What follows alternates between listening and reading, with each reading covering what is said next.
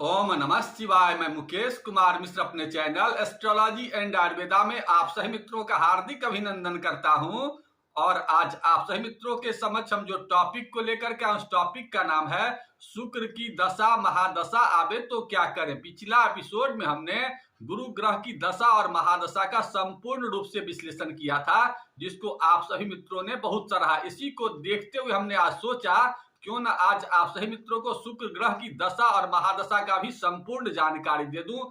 आज के एपिसोड में मुख्यतः हम लोग जो बातें करेंगे कि शुभ शुक्र की जब दशा आती है तो क्या संकेत देते हैं, और अशुभ शुक्र की जब दशा आती है तो क्या संकेत होते हैं। इसके अलावा शुक्र को मजबूत कैसे किया जाए, इन तमाम बातों की जानकारी आज के एपिसोड में देने वाले हैं। अतः धैर्य पूर्वक और ध्यान पूर्वक आज के एपिसोड को सुने और सुनने के बाद अपने जिंदगी से शुक्र जनित जितनी भी समस्याएं हैं उन सब समस्याओं का समापन कर ले। अब यह बात करते हैं कि शुक्र के अधिकार क्षेत्र में क्या क्या वस्तुएं आती है। तो हमारे समझ से शुक्र का मतलब सौंदर्य होता है। शुक्र की जो भी चीजें होती है सौंदर्य से संबंधित चीजें होती है। आपके लग्जरियस लाइफ में जितनी भी आवश्यक चीजें होती है, चाहे अच्छी गाड़ी हो, अच्छा मकान हो, अच्छी स्त्री हो, ये सब चीज शुक्र के अधिकार क्षेत्र में आते हैं। अब यह बात करते हैं कि शुभ शुक्र की जब दशा आती है तो क्या क्या चीजें वो देते हैं। तो सबसे पहले आपके शरीर में आकर्षण शक्ति को वो बढ़ाते हैं, आपको सुंदर बनाते हैं, आपको अच्छे वस्त्र देते हैं,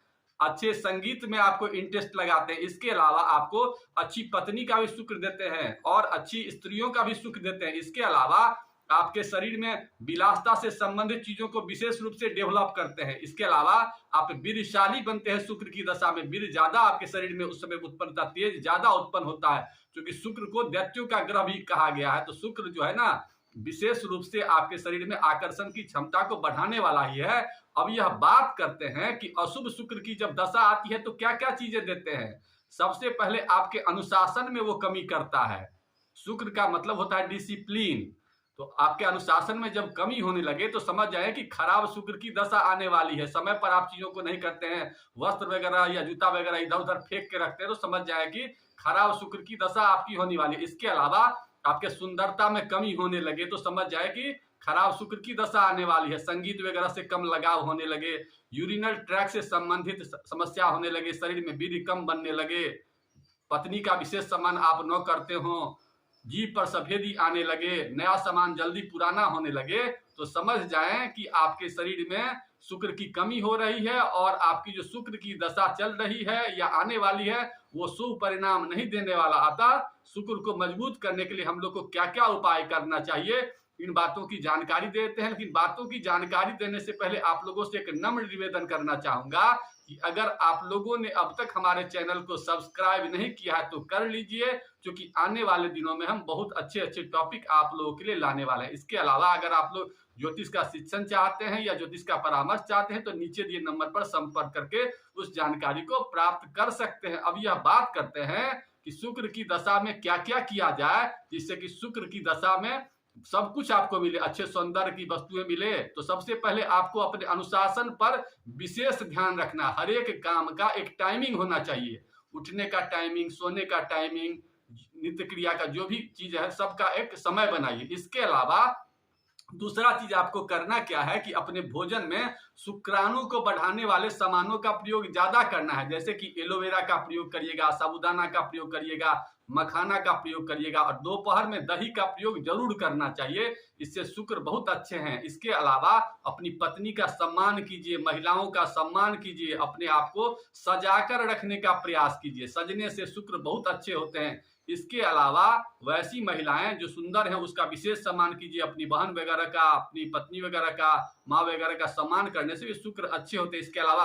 विधवा औरत का विशेष सम्मान करने से शुक्र बहुत मजबूत होते हैं। इसके अलावा भगवान में माँ दुर्गा की अगर आराधना करते हैं तो इससे भी शुक्र आपके बहुत अच्छे हैं। तो और दुर्गा के जो मंत्र होते हैं, ओम सुम शुक्राय नमः स्वाहा, इस मंत्र का अगर जाप करते हैं, या जो विद्यार्थी वगैरह है उनके लिए शुक्र का जो मंत्र होता है ओम एंग नमः स्वाहा, या जो लक्ष्मी की प्राप्ति चाहते हैं उसके लिए जो मंत्र होता है ओम श्रीम नमः स्वाहा। अब मैं कुछ विशेष उपाय बता देता हूं। ऐसे लोग जिनकी राशि वृषभ राशि है या जिनकी राशि तुला राशि है तो शुक्र के अंतर्गत आते हैं। तो उन लोगों के लिए, जो लोग अपनी जिंदगी में आनंद की प्राप्ति चाहते हैं या सुख को प्राप्त करना चाहते हैं, उनके लिए कुछ विशेष उपाय है।